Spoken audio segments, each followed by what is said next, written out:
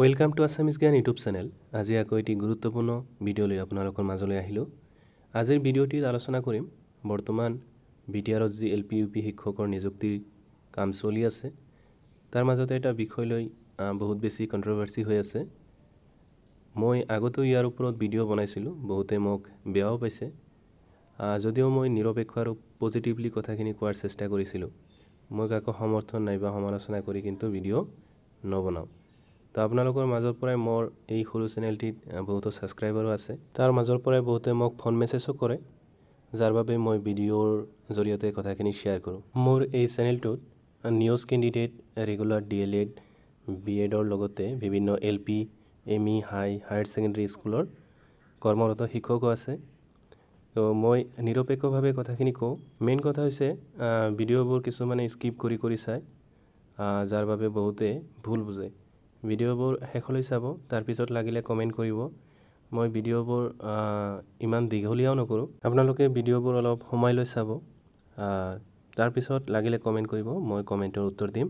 বহুতে কৈ আছে যে নিউজৰ আণ্ডাৰত যিসকলে DLED কৰিছে তেওঁলোকে বিটিআৰৰ যি চলিত শিক্ষক নিযুক্তি তাৰ পৰা বঞ্চিত হৈ আছে। কিন্তু অফিচত খবৰ কৰাৰ পিছত যিখিনি গম পালোঁ, তেওঁলোকে কোৱা মতে নিউজৰ কেণ্ডিডেটখিনি যিসকলে ভেৰিফিকেশ্যনৰ সময়ত এটা চেকলিষ্ট দিছিল আৰু সেই চেকলিষ্ট মতে যিসকলে ক্ৰাইটেৰিয়াখিনি ফুলফিল কৰিব পাৰিছে তেখেতসকলে কিন্তু এপইণ্টমেণ্ট পাবলৈ সক্ষম হ'ব।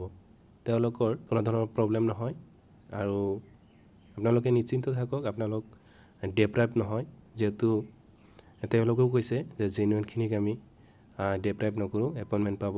সুপ্ৰিম কোৰ্ট আৰু হাইকোৰ্টে দিয়া যিখিনি কণ্ডিশ্যন আছে সেইখিনি যদি কোনো কেণ্ডিডেটে ফুলফিল কৰিব পাৰে নিশ্চয় মেৰিট লিষ্টত নাম আহিব। তাৰ বাহিৰে আপোনালোকে যিমান চেষ্টা কৰক কোনো পধ্যেই নহ'ব। অলৰেডি মেৰিট লিষ্ট প্ৰিপেয়াৰ হৈ গৈছে, এতিয়া জাষ্ট পাব্লিছ কৰিবলৈ বাকী।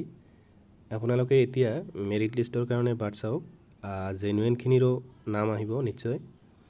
তো এইটো বিষয় লৈ মিছাতে কণ্ট্ৰভাৰ্চি কৰি খুব বেছি লাভ নহ'ব বুলি মই ভাবোঁ। কাৰণ আপোনালোকে জানেই, যদি সুপ্ৰিম কোৰ্ট বা হাইকোৰ্টে দিয়া যিখিনি কণ্ডিশ্যন আছিলে সেইখিনি যদি ফুলফিল কৰা নহয়, আৰু আপোনালোকে এইটোও গম পায় যে যেতিয়া এডভাৰটাইজমেণ্ট দিছিলে তাতে এটা পইণ্ট মেনশ্যন কৰা আছে যে সেইমতে আপোনালোকৰ ভেৰিফিকেশ্যন হ'ব, আৰু সেই কণ্ডিশ্যনখিনি যদি আপোনালোকে ফুলফিল কৰিব পাৰে তেতিয়াহে আপুনি জেনুইন হয় নে নহয় প্ৰমাণ পাব।